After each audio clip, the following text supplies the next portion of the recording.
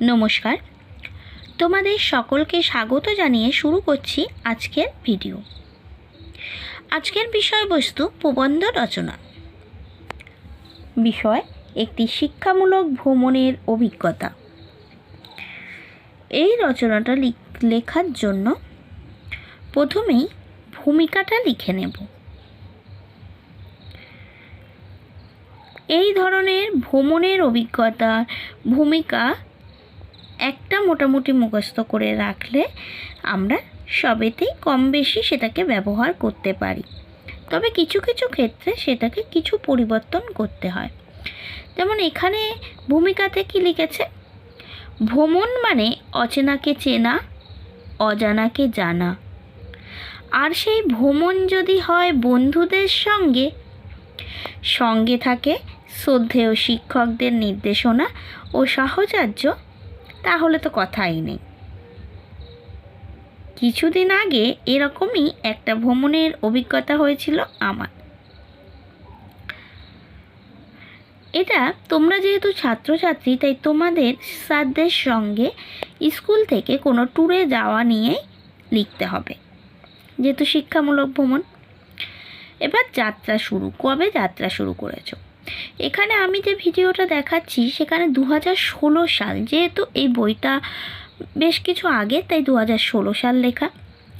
কিন্তু তোমরা যে শিক্ষাবর্ষের ছাত্রছাত্রী, সালটা অর্থাৎ খ্রিস্টাব্দটা সেই সালেরই লিখবে। যদি 2025-এর হয় তাহলে এখানে 25শে জানুয়ারি লিখবে। যাত্রা শুরু 2016 খ্রিস্টাব্দের 27শে জানুয়ারি মুর্শিদাবাদ যাওয়ার জন্য লালগোলা এক্সপ্রেস ধরব বলে আমরা সকলে স্টেশনে জড়ো হলাম। ঠিক এইভাবেই লেখাটা শুরু করবে এবং পরপর যেমনভাবে লেখা আছে সেভাবেই লিখবে। তবে যে বললাম 2016 জায়গায় তোমরা যদি 2025-এর স্টুডেন্ট হও তাহলে 2025 খ্রিস্টাব্দের 27শে জানুয়ারি কথাটা লিখবে। ঠিক আছে, তারপরে যাত্রা শুরু সম্পর্কে যতটা লেখা আছে সেটা লেখার পর চলে আসবো ঠিক তার পরের পয়েন্টসে। পরের পয়েন্টস কী আছে দেখতেই পাচ্ছ, অতঃপর মুর্শিদাবাদ, অর্থাৎ এবারে আমরা মুর্শিদাবাদে পৌঁছেছি, সেইটা নিয়ে লিখব।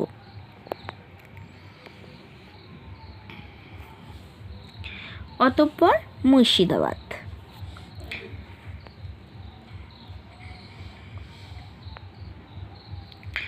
বলছে আমরা নির্দিষ্ট সময়ে মুর্শিদাবাদ পৌঁছালাম।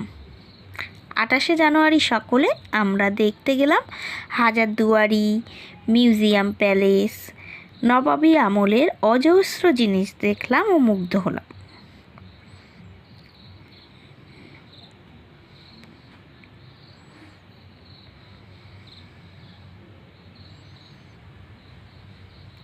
ঠিক আছে, এই যে মুর্শিদাবাদ পৌঁছে কোন কোন জায়গা দর্শন করলে সেইগুলো নিয়ে লিখতে হবে।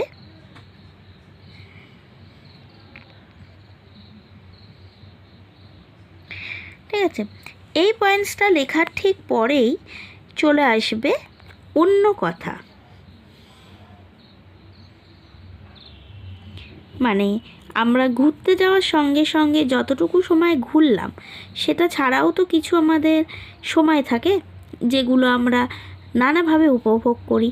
যেমন যদি শিক্ষকদের সঙ্গে যাই, সেখানে গিয়ে একসঙ্গে শিক্ষকদের সঙ্গে, বন্ধুদের সঙ্গে খাওয়া দাওয়া করা, স্যারেদের কিছু গল্প, কথা, মজা। ঠিক আছে, কোনো স্যার হয়তো সুন্দর গান করতে পারে, গান করলেন, আবৃত্তি করতে পারে, আবৃত্তি করলেন, এরকম করে বাকি সময়গুলি কাটানো। ঠিক আছে, কী কীভাবে আমরা উপভোগ করলাম জায়গাটা, সেই সমস্ত বিষয় এখানে আলোচনায় ফুটিয়ে তুলতে হবে।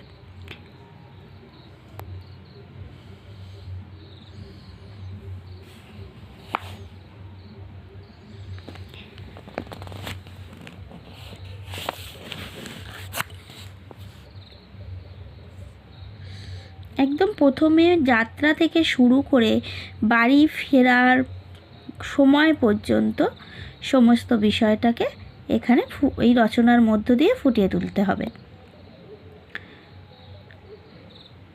ঠিক আছে, এবং স্বাভাবিকভাবেই আমরা যখন কোনো জায়গায় বেড়াতে যাই, ফেরার সময় সকলেরই আমাদের মনটা খারাপ হয়ে যায়। সেটাই বাড়ি ফেরার সময় অনিবার্য মন খারাপ। ট্রেনে ওঠার পর থেকে অনেক দিন পর্যন্ত তা ছিল। হয়তো এই মন খারাপটা আরও মধুর করে রাখে মুর্শিদাবাদের স্মৃতিকে। এই লাইন দুটো লেখার মধ্য দিয়ে রচনাটা শেষ হবে।